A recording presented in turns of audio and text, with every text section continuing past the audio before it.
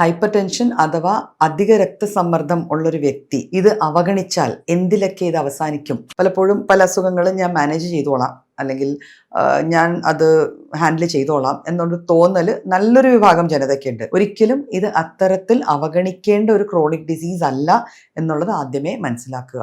നമുക്കറിയാം, heart pump ചെയ്യുന്ന ബ്ലഡിന്റെ പ്രഷറാണ് നമ്മൾ ഈ BP അല്ലെങ്കിൽ ബ്ലഡ് പ്രഷർ എന്ന് പറയുന്നത്. സ്വാഭാവികമായിട്ട് ഹൈപ്പർ ടെൻഷൻ ഉള്ള ഒരു പേഷ്യന്റിന്റെ ഹൃദയം അധികമായിട്ട് പ്രഷറിലാണ് ഈ വർക്ക് ചെയ്യുന്നത്. ഏറ്റവും അധികം അറ്റ് റിസ്ക് എന്ന് പറയുന്നത് നമ്മുടെ ഹൃദയം തന്നെയാണ്. ഒരു BP പേഷ്യന്റ് അല്ലെങ്കിൽ ഹൈപ്പർ ടെൻസീവ് പേഷ്യന്റ് പ്രോപ്പറായിട്ട് മരുന്ന് കഴിച്ചില്ലെങ്കിൽ ഹൃദയാഘാതം ഉണ്ടാവാനുള്ള ചാൻസസ് എപ്പോഴും കൂടുതലാണ്.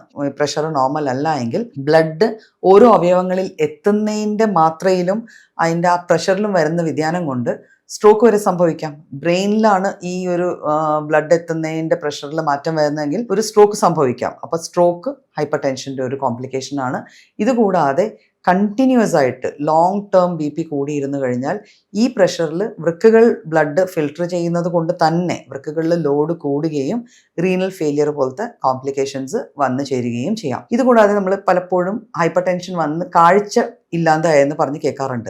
അവിടെയും ഫാക്ട് ഇത് തന്നെയാണ്. കണ്ണുകളിലേക്ക് പോകുന്ന രക്തധമനികളിലെ പ്രഷർ കൂടി ഒരു രക്തസ്രാവം ഉണ്ടാവുകയോ ഒക്കെ ചെയ്തു കഴിഞ്ഞാൽ പലപ്പോഴും കാഴ്ച തന്നെ ഇല്ലാതെ ആവാനുള്ള ചാൻസസ് ഉണ്ട്.